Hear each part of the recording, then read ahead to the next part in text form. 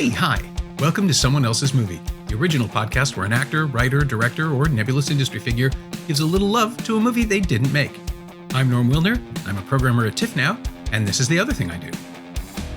My guest this week is Tim Rozon, an actor who's been awfully fun to watch in a string of shows like Lost Girl, Schitt's Creek, Winona Earp, Vagrant Queen, and Surreal Estate, which we've just heard will be returning for a second season on Sci-Fi in the States and Bell Sci-Fi Channel in Canada.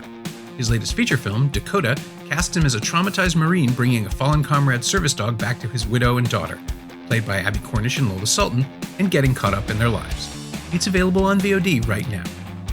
Tim picked My Own Private Idaho, Gus Van Sant's 1991 drama about two hustlers, narcoleptic Mike, played by River Phoenix, and slumming Scott, played by Keanu Reeves, drifting around the Northwest trying to care for one another in very different ways. Van Sant's follow-up to his relatively conventional drugstore cowboy was a dreamy work of art, mashing up pieces of Shakespeare's Henry IV with a moving study of queer belonging. We'd never really seen anything like it. Here's the nifty part. Tim picked this movie 7 years ago when I first invited him onto the podcast. We've been trying to do it ever since.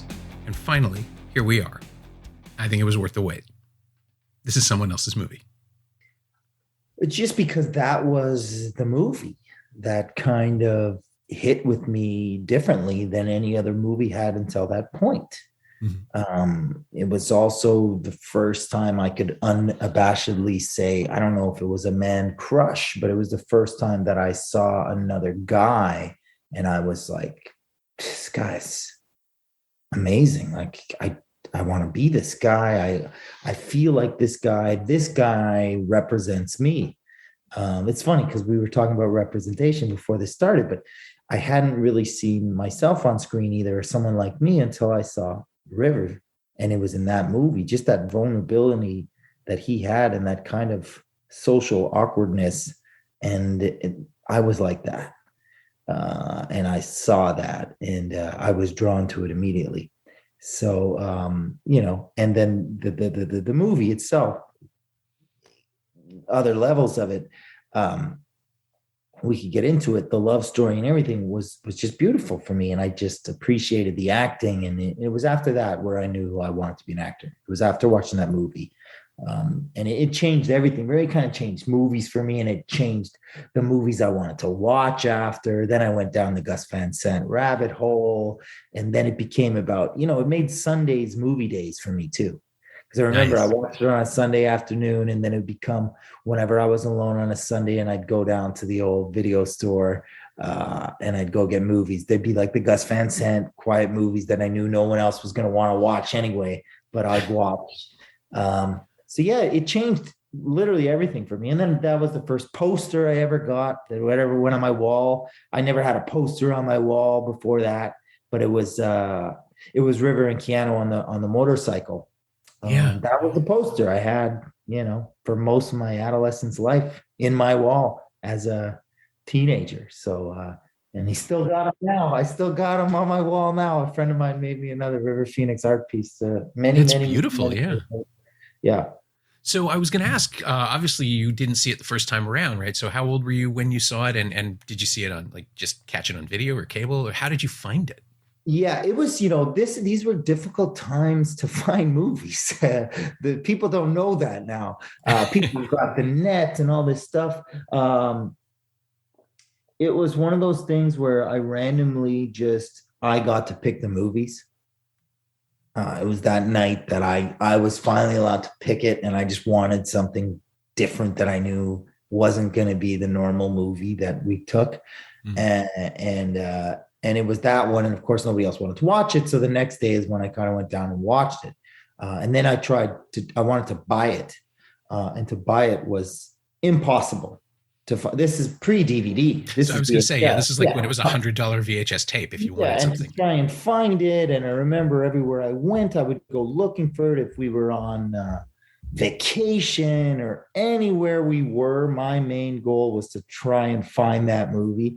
And I remember I finally found it. We went on a trip with my dad. We drove down to the Carolinas, and I found it in a bin in a Walmart or something, or wherever it was, in a VHS bin in Carolina. And then I had my own copy. And then when I had my own copy, I could do whatever I wanted, because I probably rented it from that video. I was the only one renting it, but I probably rented it how many bazillion times. I can't even remember, but I rented it all the time. Yeah, I mean, I saw it at TIFF, I guess it must have been, in Wow. 1991. A press screening in this dinky screening room, 35 millimeter wobbly print. I remember like the audio had a bit of a wobble to it. That's how old the projections setup was. And I hadn't seen Mala Noche yet, but I had seen Drugstore Cowboy. And so the excitement was there because this was the new film from that guy. Mm-hmm. But Gus Van Sant wasn't Gus Van Sant, you know, Oscar nominated director and statesman. Like, this is 30 years ago. And it's so hard to imagine. And Keanu Reeves had just been in Point Break that summer, right? Like, nobody knew he could do this stuff. And, you know, you heard that Gus Van Sant is working with River Phoenix. He's like, oh, that's going to be cool. And so that was the expectation. But watching the film that they made and seeing the sort of almost like Terry Gilliam-esque drift into surrealism and the choices he makes, where he's just going for absurdity and chaos, and somehow you have Flea and the guy who made Winter Kills running around doing Chimes at Midnight. Yeah. It's so wild and so unbound.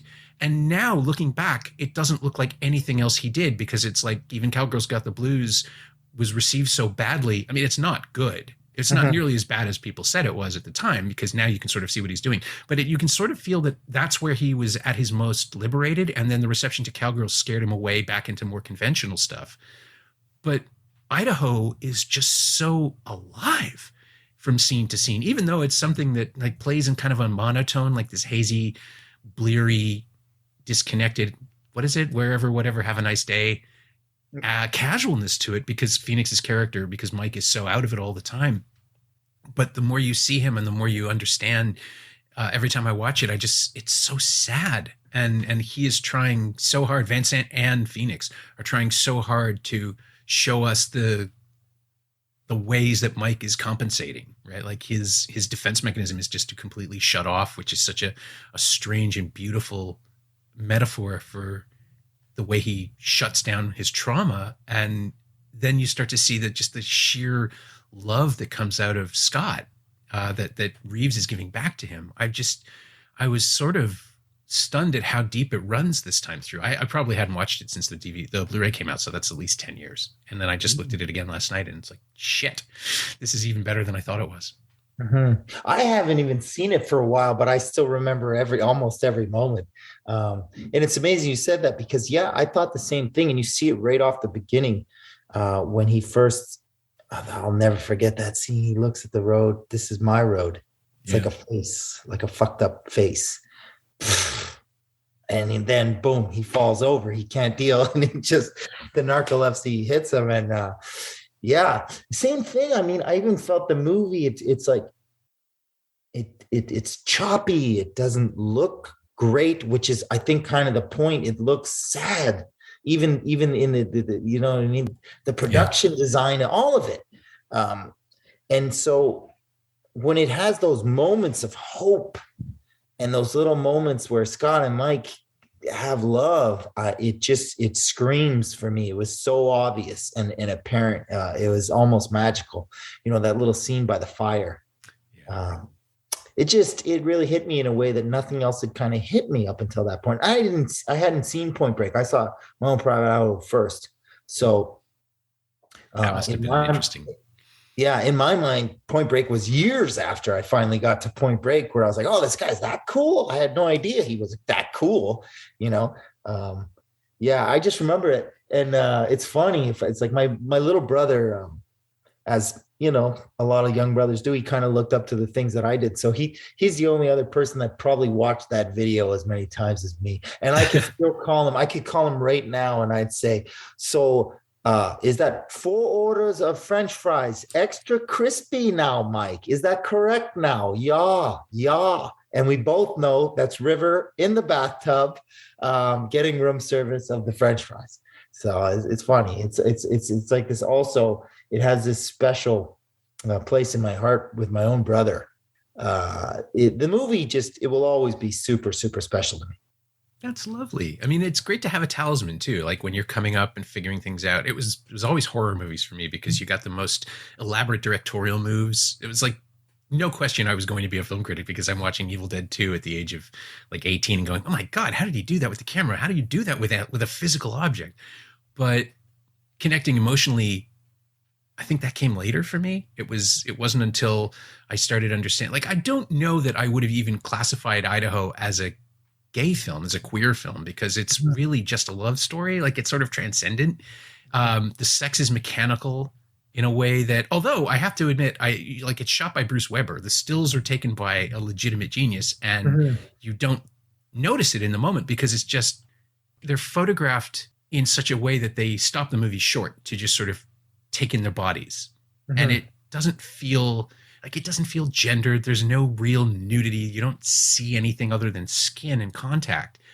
And it, at a point where, an experimental film was not getting mainstream releases, let alone a film with this subject matter.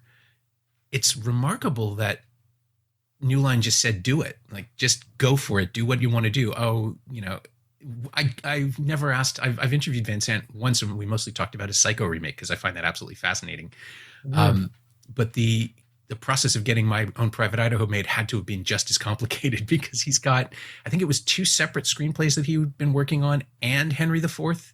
He just decided to hammer them all together and make one thing because he felt that he might not get another shot. And you can feel it, right? Like it's novelistic in that first novel way where he's already made art, but now he wants to make the thing he wants to make. He's just pouring himself into it. And to the point where he almost, like there's the integration of home movie footage and the way that the melancholy just sort of hits you sideways. It feels like this wild artistic swing that he's been bracing for. And he finally gets to do it. And it's that joy that balances out the sadness of the story to me, like the feeling of a man fully in control of his art. And he's applying it to this really tragic story about people who should be together and can't because they're never in the right place at the right time, right? Like Mike is ready and Scott isn't. Scott is never ready, I don't think. And insists he doesn't see it that way, but he does. You can feel it. You can feel the tenderness in Reeves' performance and the way that he looks after this sad little broken boy he's taken under his wing. And even when he's off being degenerate, he's still looking out for Mike. Like he's so gentle and kind, and he's so good with the Shakespearean dialogue. I knew Phoenix was great in the film, but I really didn't give Reeves enough credit, and that's on me. Yeah, it's interesting because I learned about all these things after Shakespeare, Bruce Weber. Then I ended up going down a Bruce Weber rabbit hole, and all that stuff came later. And it's interesting you said, you didn't think that it was a gay film. I remember when I watched it, I didn't think about that at all. I mean, and this is a time in my life when I'm, discovering myself and all that stuff. But I didn't think about it in any of that aspect. I didn't think of it as 2 guys or at least for me, none of it read like that. It was just a love story. I understood that. I understand love. I understand what it is to be vulnerable. I understood what it is to be held by the person you love and what it means. And that's the safest place in the world. And his loneliness, Mike's loneliness. And that's what I got. None of the rest of it kind of was even there at that point. It was just this kind of a great time to see a movie like that because you just see the simplest parts of it. Then I got to find out so many cool things later. I didn't even know who Flea was. I probably got into the Red Hot Chili Peppers later just because of that movie. It was another reason I went down that rabbit hole. It was such an interesting time because it was just before grunge hit too.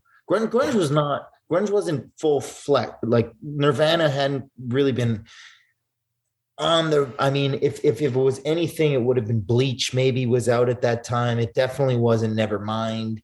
Oh no! Like they shot this in 1990. It hadn't happened yet. Yeah, it hadn't even happened yet. Yeah. So because it was the most grunge movie that wasn't grunge, and it was kind of like it was like this time in my life where, to be honest, I was grunge before grunge was grunge. I was a lonely loner who didn't really talk to some people. I played my little guitar, so it was just one of those things where, yeah, I can identify with the characters. And obviously, I mean, I'm married now and heterosexual, but I didn't identify as any of the things back then. I didn't even think about them. That was what I was drawn to. That love story was, and I didn't think about it between two men. Honestly, I didn't even think about it. I just knew it was a love story.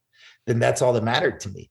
No, I mean, this is how it works, right? Like when you find something that speaks to you, it doesn't necessarily reveal itself or everything about itself to you. It's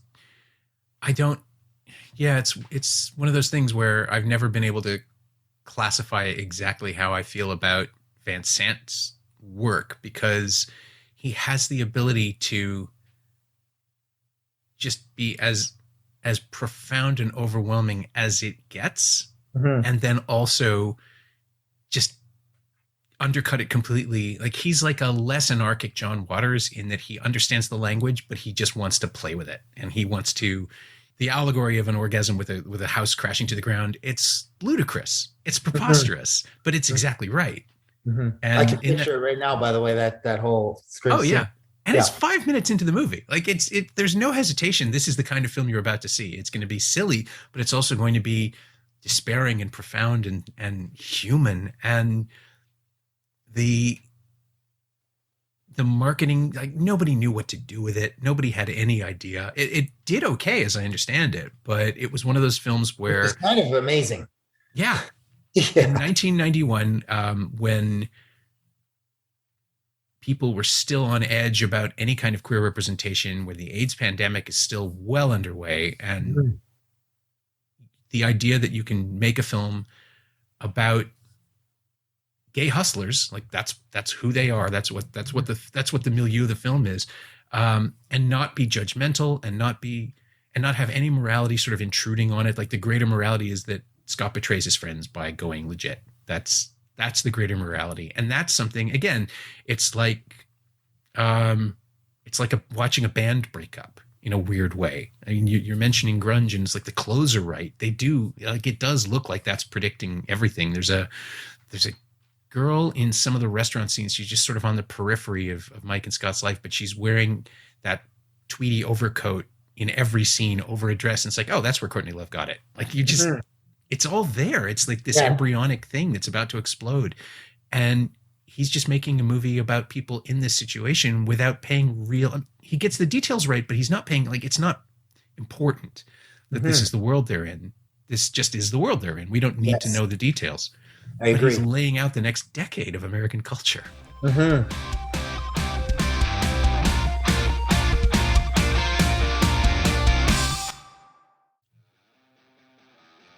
Hey, it's Norm, interrupting my own show to tell you about my new Shiny Things newsletter, a weekly dispatch about physical media, culture, and the odd streaming show. This week, that odd streaming show is the return of The Kids in the Hall. I wrote about that and what it means to me, as well as the new releases of The Batman, RoboCop, and An American Werewolf in London. Subscribe for the price of a latte at shiny-things.ghost.io, or find a link at the Simcast Twitter account. It's me. I'm writing about movies some more. Come check it out.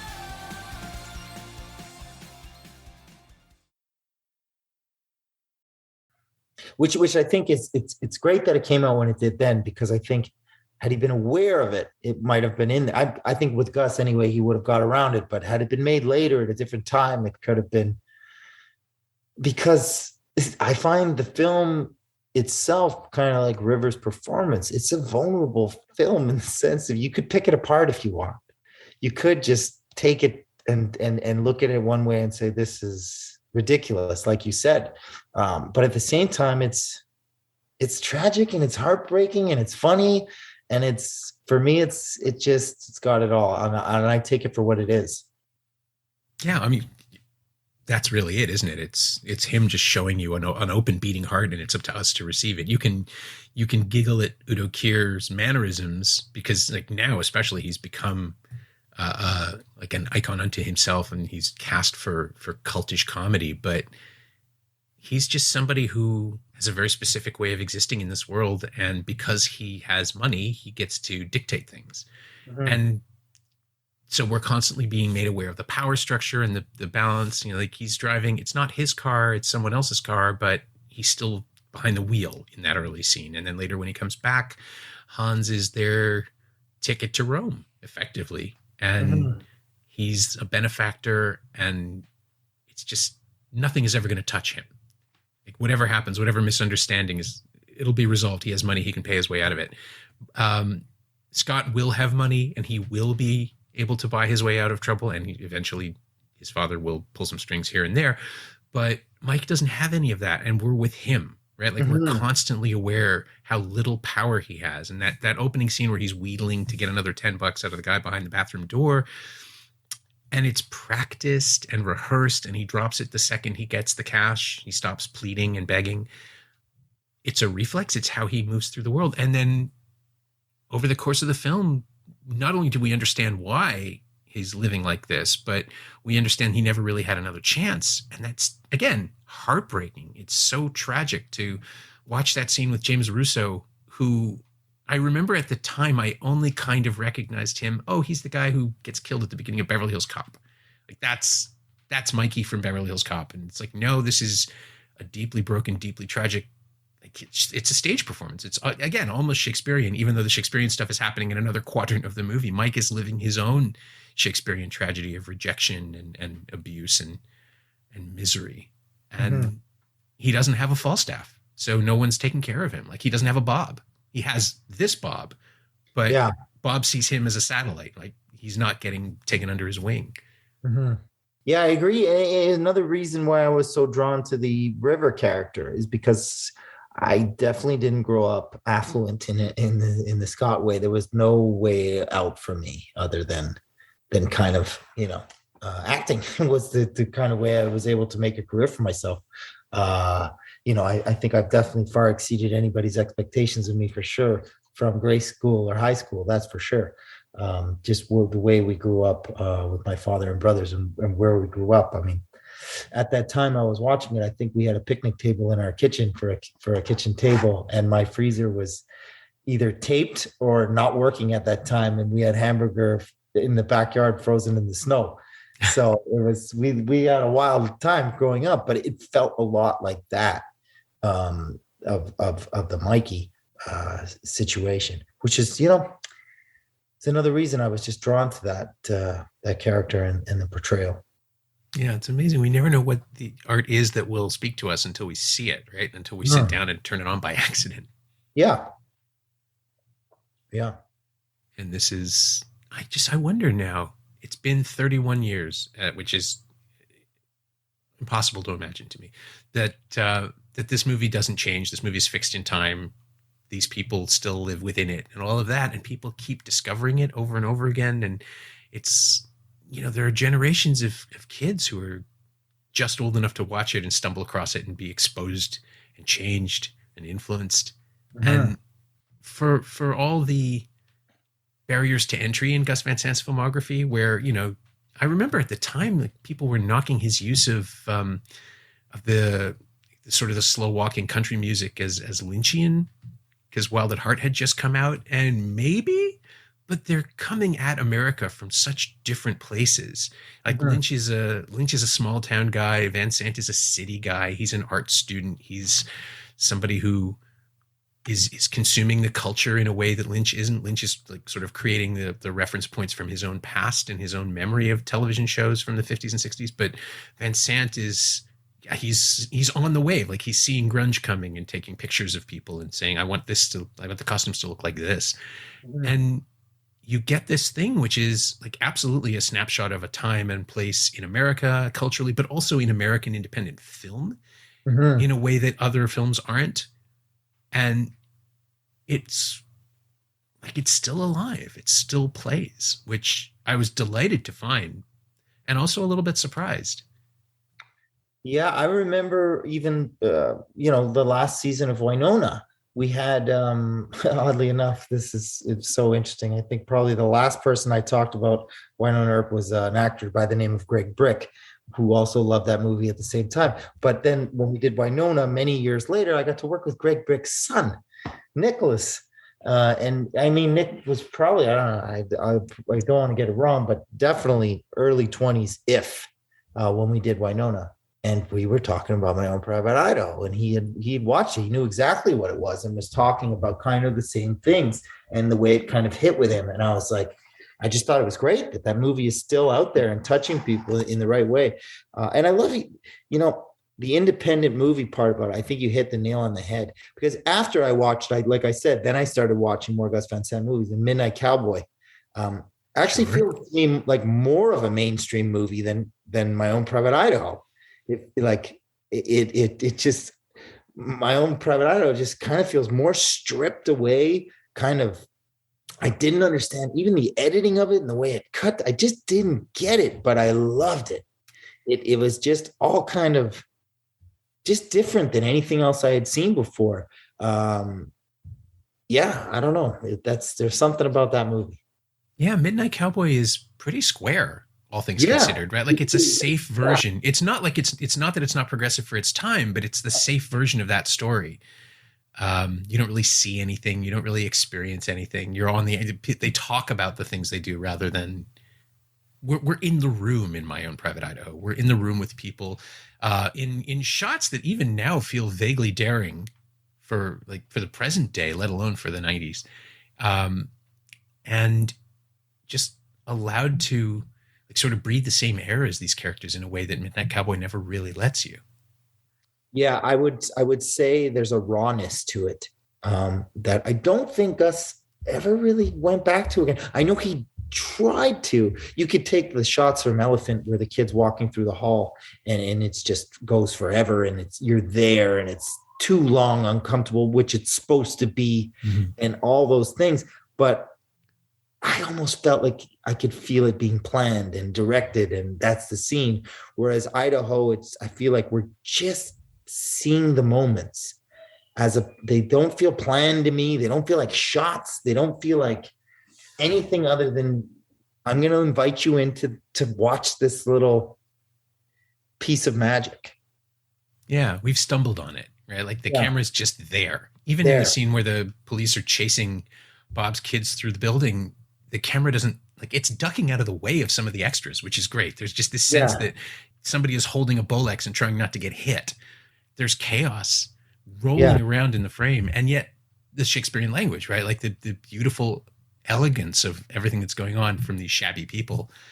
And he finds a tone that accommodates all of it, and the quiet and the noise and the sadness and the joy and everything. It's like, looking back now, maybe it is his best movie. Like maybe it's or at least his singular statement of who he is and what he does.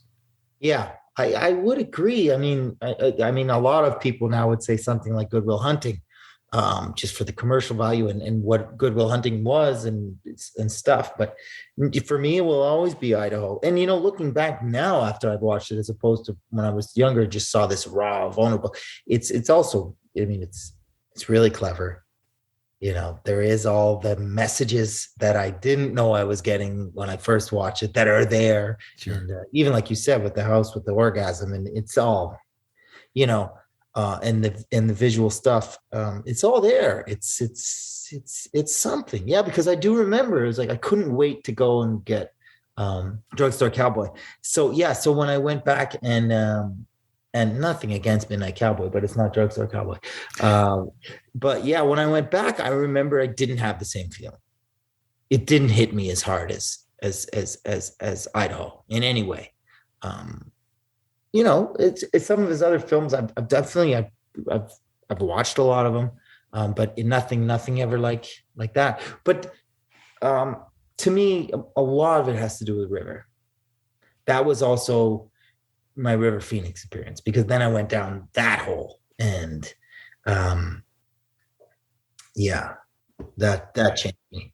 We were talking about this before we started recording. I don't know that he gave a better performance. I've seen him be great in a lot of stuff, but there's an aspect of this performance that it doesn't feel like you're watching acting. Like it's just translucent. He just occupies the same space as Mike, which sounds incredibly pretentious. I know. And he was great in so much, but I watched this last night for the first time in 10 years. And there were moments where it's like, who is this? Like, he's great. Who is this guy? I don't know who that, like this actor with Keanu Reeves is occupying all this space. And then of course it takes a second. It's like, no, that's River Phoenix. He's been gone for almost 3 decades. I've seen him in a dozen things, and this is still novel. It's something, he found something else. Yeah. This was a time people don't know. Like, I'm trying to explain, there was Tiger Beat magazine. Yeah. Okay, so this was like, we laugh about it, but that was the culture. It was Tiger Beat magazine. Your guys were like Kirk Cameron and like these perfect looking, like hair, everybody's done and just kind of rich. Everyone was doing good for themselves, characters, and everybody looked good and they were perfect and pristine. And then I watched this movie and his hair is like, it's like, is anybody doing continuity on his hair? His hair is crazy. His shirt's dirty. He's raw. He's vulnerable. And I was like, this is it. This is something. This is what I'm here for. This makes sense to me. This finally makes sense to me. This is real. This is the first real thing I've seen. Yeah, it's weird. I mean, you're describing, like, The Simpsons nailed it with, what was it? Non-Threatening Boy magazine was what they called their version in the late 80s. The thing that Lisa becomes obsessed with all the Coreys. And he could have been that guy. Like, he had that career for about an hour. He's in Explorers with Ethan Hawke and Stand By Me, of course, and Running on Empty, where he's with Little Nikita. Little Nikita, Running on, and then he did the one in the Mosquito Coast with Harrison Ford. Yeah, and he's always, and like, he just he'd been the young Indiana Jones, right? Like 2 hours before. And he had done all of these squeaky clean, shiny entertainments and still been great in all of them. Like, he was doing stuff that nobody understood. And then he gets to work with Van Sant, who just lets him be instead of lighting him for his cheekbones or I mean, the Bruce Weber photographs do have a beauty to them, and they're sort of celebrating just what an incredible specimen he was. But Van Sant let him be messy, and he responded to it, like muttering to himself and wandering around and not meeting the camera and just occupying this weird place of being the star of the film and ceding charisma to everyone else around him.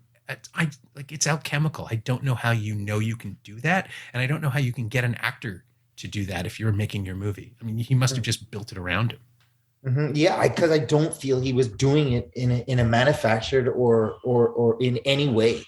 Did he feel like he was making this choice to be the way he came across in the movie? I mean, if you watch him, there's something special about him. Yeah, all those movies, they have that, but they would have been different. All those movies would have been more cookie cutter if it wasn't River in those parts. He still is able to bring that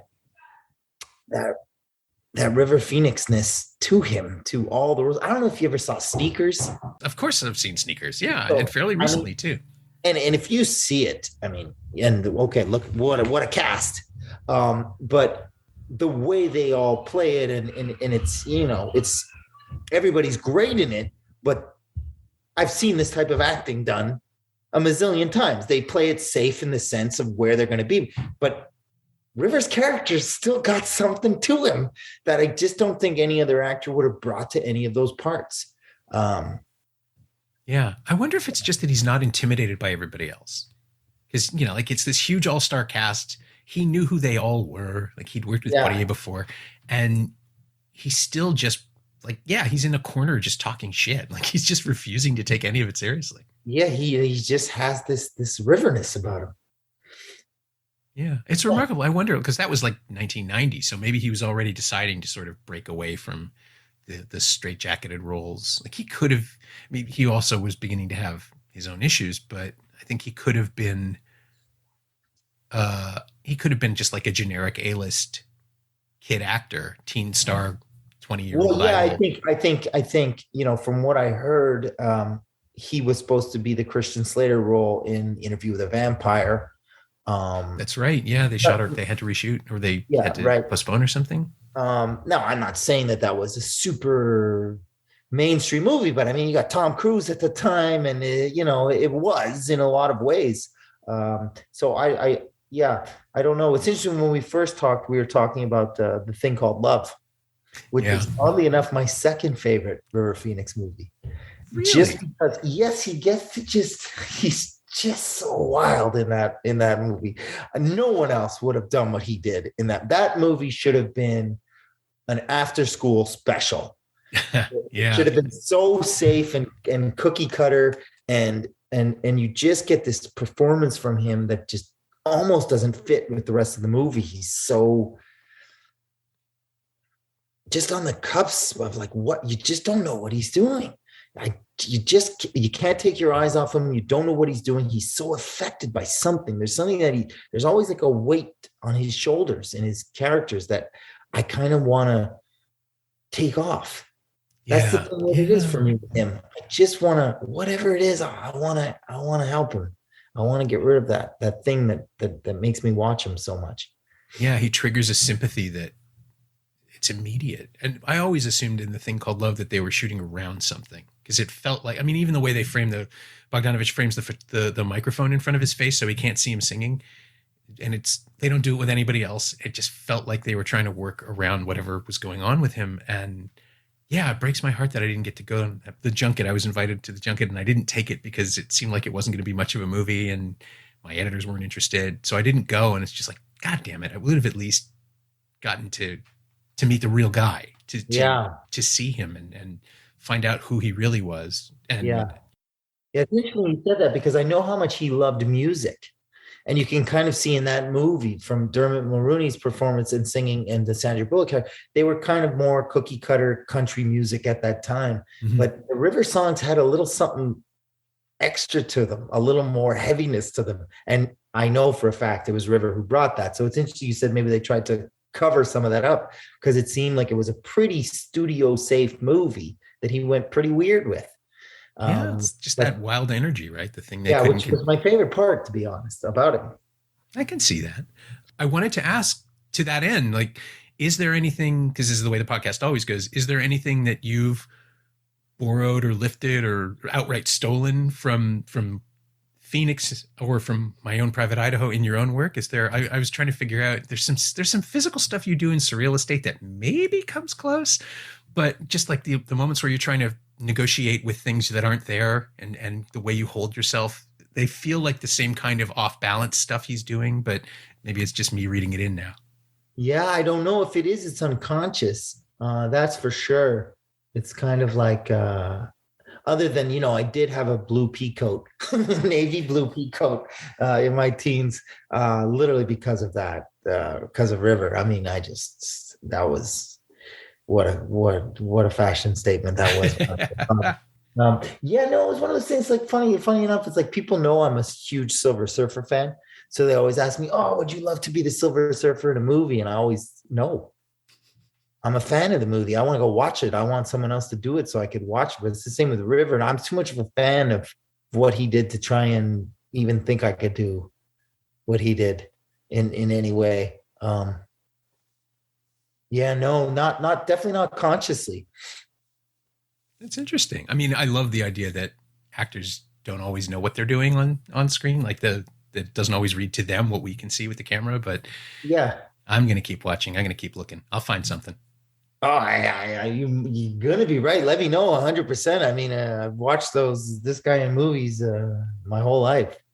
No, it's good though. The best stuff always seeps through, right? Even if it's not direct, that you're carrying that with you, that the admiration for him and if that's what taught you what you could do, like that's good enough on its own. Yeah. Yeah. My thanks to Tim Rozon, whose new movie Dakota is now available on VOD and on demand. Thanks also to Laura Steen. She knows what she did. You can find Tim on Twitter at RealTimRozon, all one word, and you can find My Own Private Idaho in a really lovely Blu-ray and DVD special edition from the Criterion Collection.